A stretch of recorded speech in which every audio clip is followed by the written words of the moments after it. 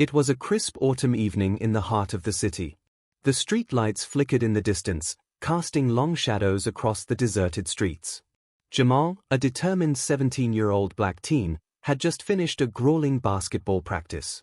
His backpack slung casually over his shoulder, he walked with purpose, thinking about his future. With his talent, a college scholarship was within reach, and he dreamed of one day playing professionally, lifting his family out of financial hardship. The echoes of the bouncing basketball still rang in his ears, filling his mind with the hope of success. Jamal's heart swelled with pride as he thought of his mother, who had sacrificed so much for him. He couldn't wait to tell her about the scout who had attended practice that night, watching him intently from the bleachers. But as he turned down a dimly lit street, his thoughts were abruptly interrupted by the sound of screeching tires. A police car pulled up beside him. Officer Murphy stepped out, his expression cold and unreadable at first. But Jamal knew him. Murphy, a middle-aged white man, had a notorious reputation in the neighborhood, especially among the black community. Stories of his cruelty, his bigotry, and his power-hungry behavior were whispered behind closed doors, too dangerous to speak about openly. Murphy approached Jamal with a smug grin, eyes narrowing in suspicion. Without a word, he barked, "What are you doing out here at this hour?" His voice dripped with disdain. Jamal, startled but trying to remain calm, answered respectfully, "Just heading home from practice, sir." But Murphy wasn't interested in explanations. He sized Jamal up, his sneer growing. "Loitering, here? You're up to no good, kid. I can tell." He stepped closer, the stench of cigarette smoke clinging to his uniform. Jamal instinctively took a step back, but it was no use. Murphy grabbed him by the arm, shoving him against the brick wall of a nearby building. Jamal's heart raced, his mind screaming for him to stay calm. He knew what could happen if he resisted. Murphy's voice was low but menacing. "You think you're smart, don't you?" His hands dug into Jamal's backpack, searching for anything he could twist into justification for his actions. The search wasn't just physical, it was an assault on Jamal's dignity. As Murphy's rough hands pulled out items from the bag, he muttered racial slurs under his breath, loud enough for Jamal to hear. The street was empty. Those who passed by kept their heads down, too afraid to intervene. For Jamal, it felt like a nightmare that wouldn't end.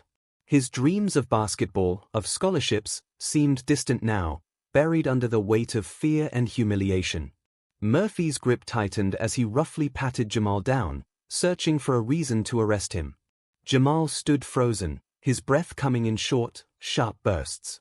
His mind raced through a whirlwind of thoughts, his mom's smile as she packed his lunch earlier that morning, the way his coach had patted him on the back, proud of his performance at practice.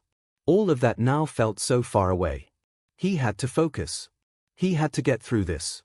As Murphy dug through Jamal's backpack, his phone slipped from his pocket and fell onto the pavement. It buzzed, and for a brief moment, Jamal caught a glimpse of the screen. His mother was calling. His heart sank. How could he explain this to her? The thought of her worry, her anger, her fear made his stomach churn. His mother had warned him about encounters like this, had told him to be careful. She had cried once, telling him stories of others who didn't make it home. Jamal felt his eyes welling with tears, but he refused to let them fall. He wouldn't give Murphy the satisfaction.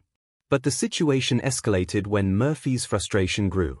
He wasn't finding anything, and that made him angrier. The officer pushed Jamal harder against the wall, his voice rising. "What, you think you're too good to answer me? You think you're some kind of hero?" His words were designed to provoke, to elicit a reaction that would justify more violence. Jamal remained silent, his hands trembling but his resolve firm. He knew the danger of speaking out. Murphy reached for his handcuffs. This was it. Jamal's pulse quickened as he realized how bad this could get. The humiliation, the fear, it all felt overwhelming. He had done nothing wrong, but none of that mattered. He was about to be cuffed, thrown into the back of a police car, and treated like a criminal for simply walking home. Then, as if by fate, the roar of an engine filled the air. A sleek black car pulled up to the curb. Jamal barely noticed it at first, his mind too consumed by the terror of the moment. But Murphy's attention shifted, his grip loosening ever so slightly. Out of the car stepped a tall man, his presence commanding attention. His suit was tailored to perfection, his salt and pepper hair gleaming under the streetlights. He exuded wealth, power, and, most importantly, authority. The man who stepped out of the car was none other than Robert Langston, a famous businessman, philanthropist, and, in many ways, a legend. Langston wasn't just wealthy, he was respected. He had built his empire from the ground up, known for his commitment to justice, fairness, and equality. He was the kind of man who attended community events, who spoke out against injustices, and who wasn't afraid to confront power when it was being misused. Langston had seen the scene unfold as he drove past. He couldn't ignore what was happening. He approached with an air of calm authority that immediately unsettled Murphy. The officer, still clutching Jamal's arm, looked up, recognition flashing in his eyes. "Officer, what's the situation here?" Langston's voice was firm but measured. Murphy stammered, caught off guard. "Just dealing with a suspicious kid, sir." He looked like he was up to something. Langston's gaze hardened. "I've been watching for a while now, and I saw nothing suspicious." He turned to Jamal, his expression softening for the briefest moment. "Are you all right, son?" Jamal, still in shock, managed to nod. He wasn't sure what to say. Langston's presence was overwhelming, but in the best possible way. It felt like a lifeline, like someone had finally stepped in to make things right. Murphy, sensing the shift in power, tried to maintain his composure, but it was too late. Langston wasn't going to let this slide. "You've overstepped, officer. I'll make sure the proper authorities hear about this." His words were sharp, cutting through the tension like a knife. Murphy's arrogance crumbled in an instant. He knew who Robert Langston was, and he knew what this encounter could cost him. As the weight of Langston's words settled in, Murphy's demeanor changed. His once overbearing confidence turned into palpable fear. He released Jamal, stepping back as if the teen had suddenly become untouchable. The tables had turned, and everyone present could feel it. Murphy stammered, trying to regain control of the situation. I was just doing my job, sir." But Langston wasn't interested in excuses. He pulled out his phone and, with a calmness that sent shivers down Murphy's spine, began recording. "This won't go unnoticed," Langston said, his voice cold with purpose.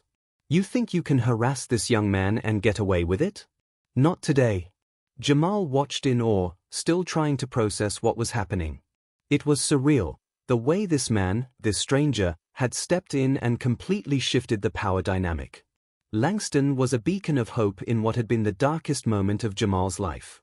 He had given Jamal something more valuable than protection, he had given him dignity. The days that followed were a whirlwind. The video Langston had recorded quickly went viral. It was shared across social media, igniting a firestorm of outrage. People were horrified by the blatant racism and abuse of power they had witnessed.